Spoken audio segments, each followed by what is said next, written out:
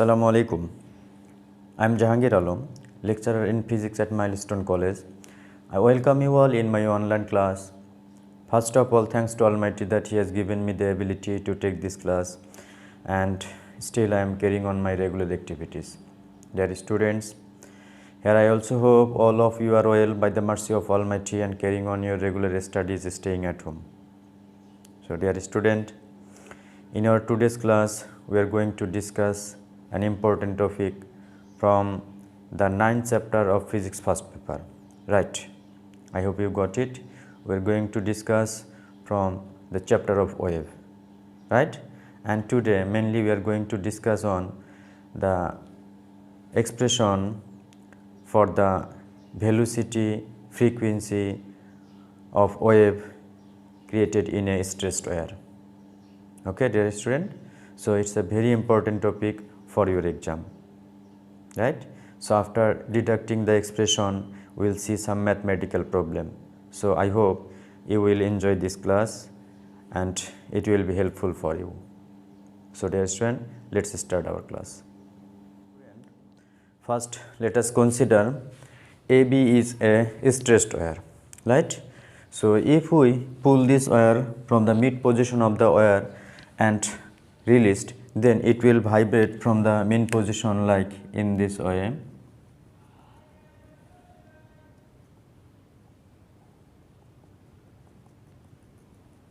So dotted line indicates the vibrating position, right?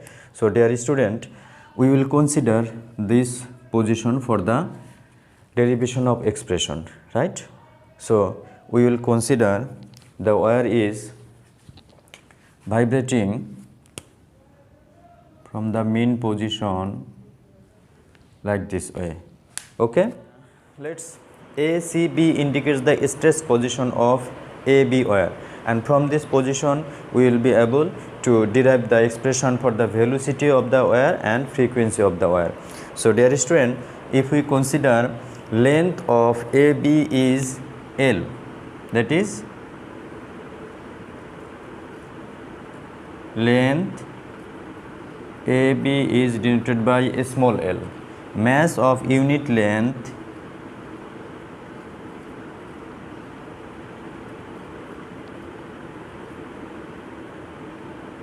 is mu, then total mass of the wire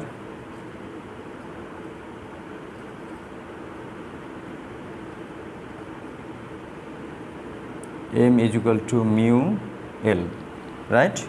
Dear student, in the stress position there are two tension acting on the wire. One is like this if the tension is denoted by T. This tension is resolved into two components.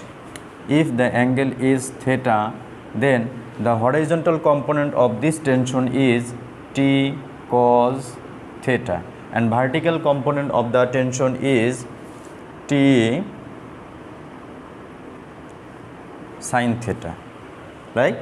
Similarly, the tension at this point will be same, it will also be denoted by G, and the vertical component of the tension will also T cos theta, and vertical component will be T sin theta. So dear student, here T cos theta and T cos theta will be balanced each other. So there will be no tension in the vertical direction. So total tension will be act in the wire towards the center of the curvature, right? So this will be the force which will act at the restoring force. So dear student, here the total restoring force will be 2T sin theta, that is T sin theta plus T sin theta. So it will be 2T sin theta. If here the angle is theta, then this angle also will be theta. We can geometrically prove that, right? If the center of curvature of the wire is denoted by O, right? Dear student, now we can write that the restoring force of the wire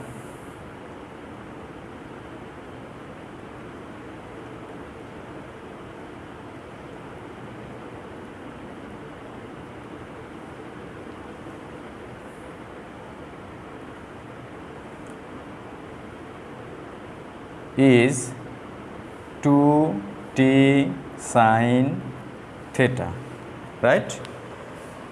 T sin theta plus 2 t sin theta will acting towards the center, and this force will restore the wire to its equilibrium position.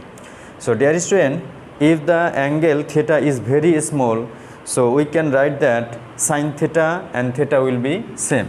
So it can be write as 2t theta. Okay.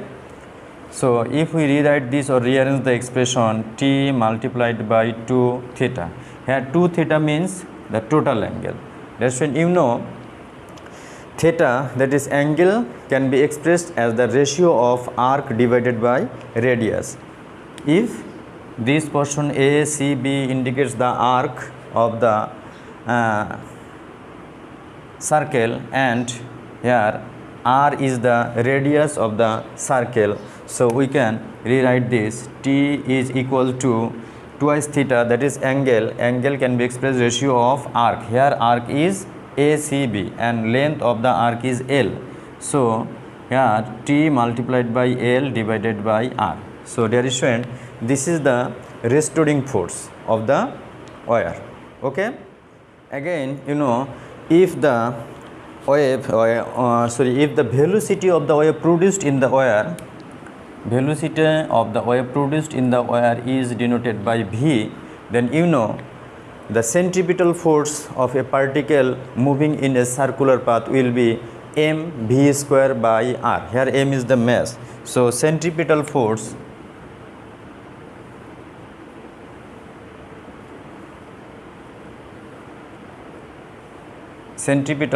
will be mv square by r.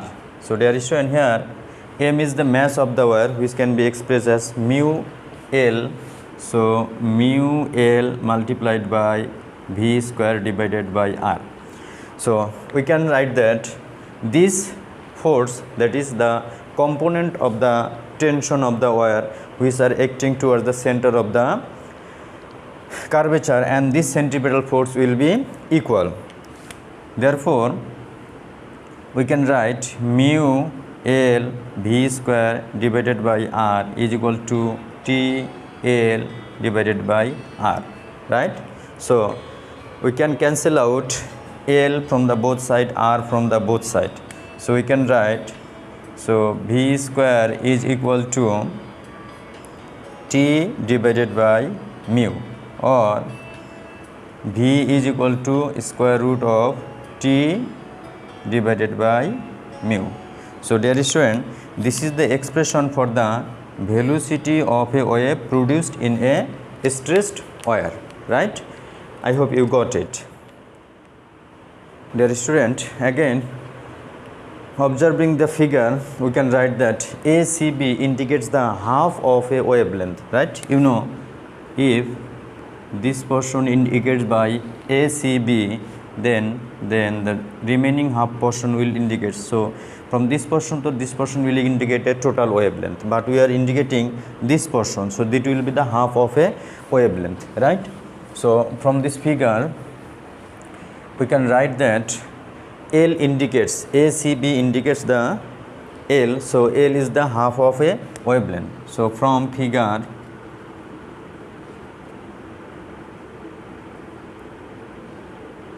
L is equal to lambda by 2.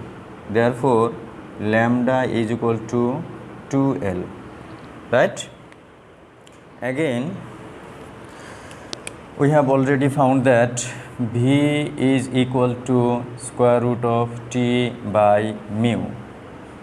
There is an, you know, V is equal to F lambda. If F is the frequency of a wave and lambda is the wavelength, then V can be replaced by F lambda. So F lambda is equal to T divided by mu, or F is equal to 1 by lambda multiplied by square root of T by mu. So dear student, this is another expression, or this is the expression for the frequency of the wave created in the stressed wire. Again, you know a lambda is equal to twice L. So if you replace lambda by twice L, then we will get the final expression for the frequency. F is equal to 1 by 2L square root of T by mu.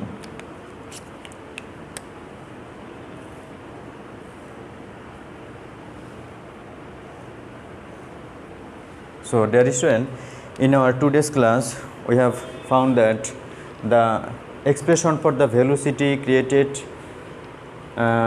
wave in the stressed wire will be expressed by V is equal to square root of T divided by mu. Here T is the tension of the wire and mu is the mass of unit length of the wire. Then frequency can be expressed as F is equal to 1 by lambda multiplied by square root of T by mu. And finally, if we replace lambda by 2L, that is in term of length of the wire, then it will be expressed as F is equal to 1 by 2L multiplied by square root of T by mu.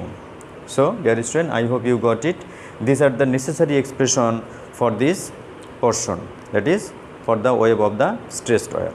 Now we are going to solve some mathematical problem using this formula or expression. Dear students, here is our first mathematical problem. In the problem they said that if two tuning forks are sounded together, 5 beats are produced. So already we have realized that this indicates the difference of the frequency of the two tuning fork is 5. We know from the discussion of beat, number of beat in 1 second indicates the difference of the tuning fork, right? One is resonance with a stressed wire of length 1.18 centimeter and other is resonance with 1.20 centimeter of the string. So find the frequencies of the tuning fork. Dear student, here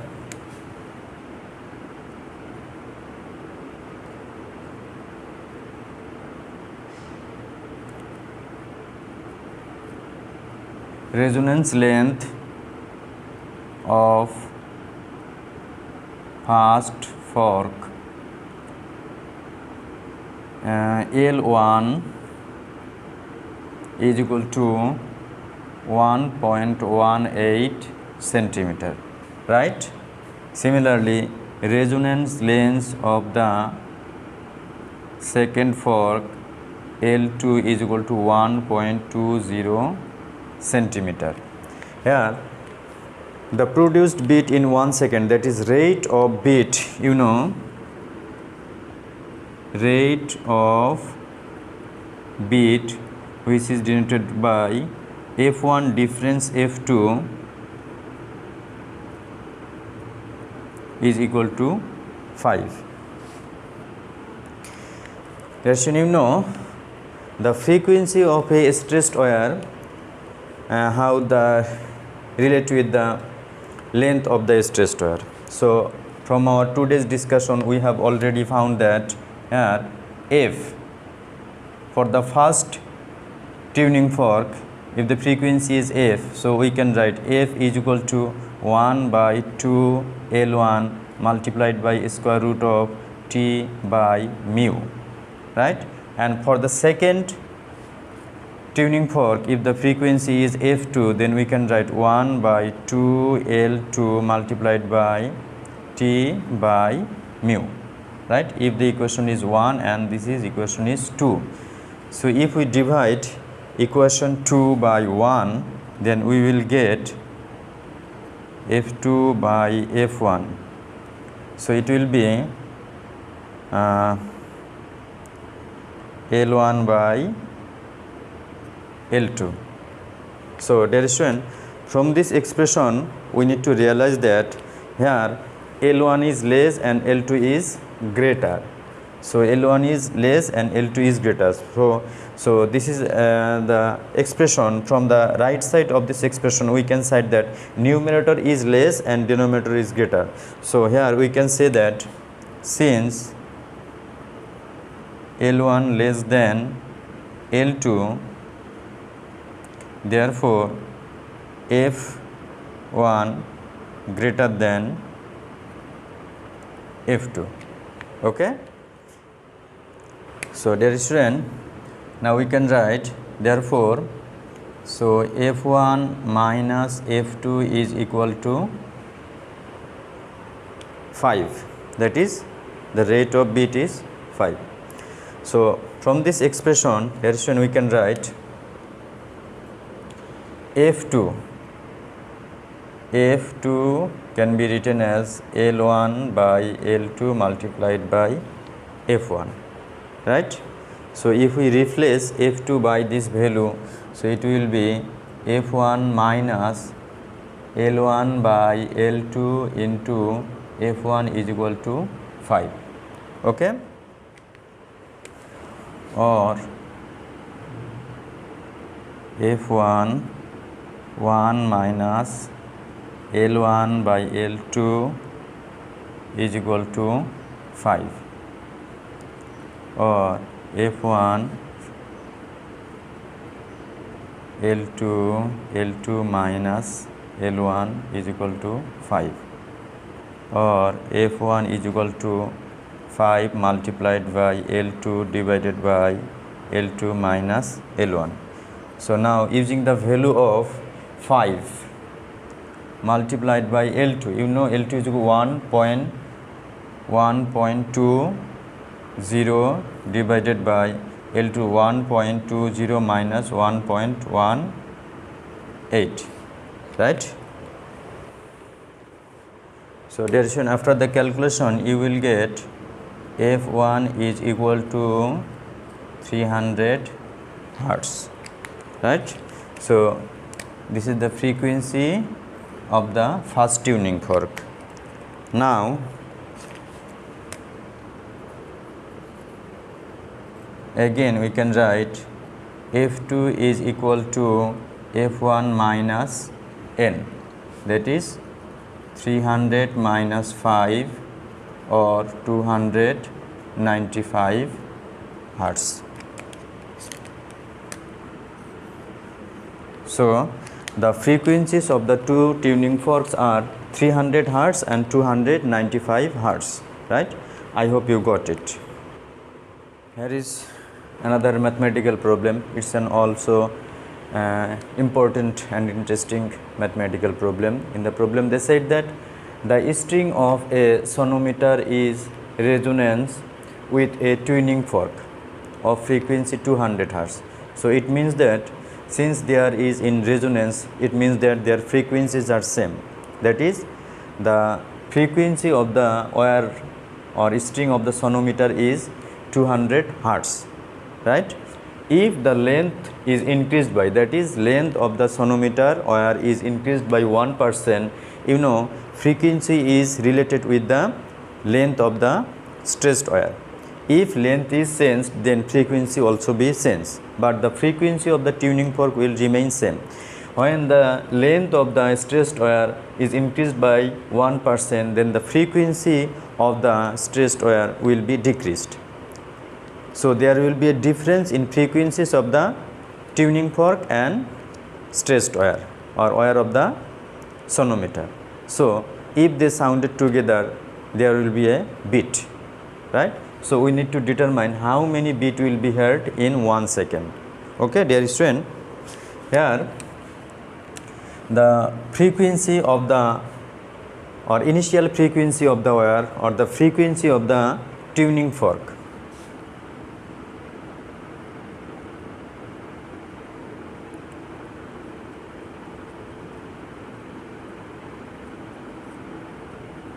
of the fork, if denoted by F1 is equal to 200 Hertz, right? So initial length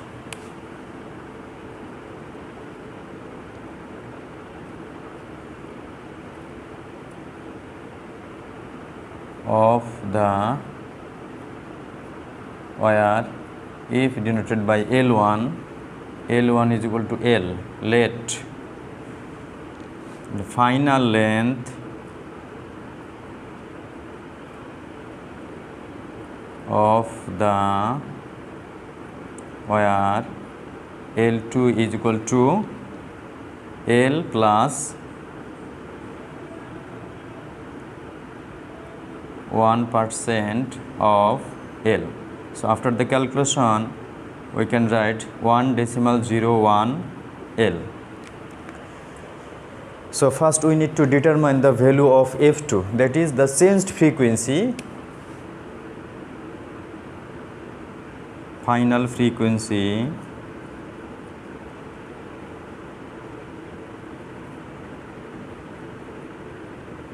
Ft is equal to what? Then the number of bit. Okay. As you know, in our previous calculation we have already found that the relation between frequency and length of the wire can be expressed as, we know, F1 by F2 is equal to L2 by L1. You know, frequency is inversely related to the length of the wire, or F2 by F1 is equal to L1 by L2, or F2 is equal to F1 multiplied by L1 by L2. So using this value of F1, L1, L2, F1 is equal to 200 Hertz multiplied by L1, L1 means L, and L2 means 1.01 L. So after the calculation you will get the value of F will be 198 Hertz. So dear student, the frequency of the tuning fork is 200 Hertz, but the frequency of the changed wire is 198 Hertz. So definitely there is a difference in frequencies of the two sources. So the number of bit in 1 second will be, therefore number of bit per second, which is denoted by n. N is equal to, here F1 is greater, F2 is smaller, so F1 minus F2, that is 200 minus 198 or 2, right?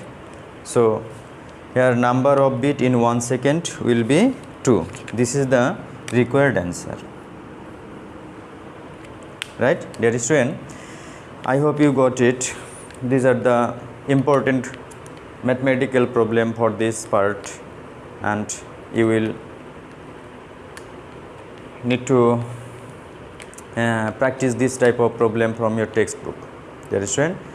After that, if you have any confusion or if you face any problem, you can contact with subject teacher. Inshallah, we will try our level best to make it easy. So dear student, thank you very much being with me in my class. May Allah bless all of you. Assalamu alaikum.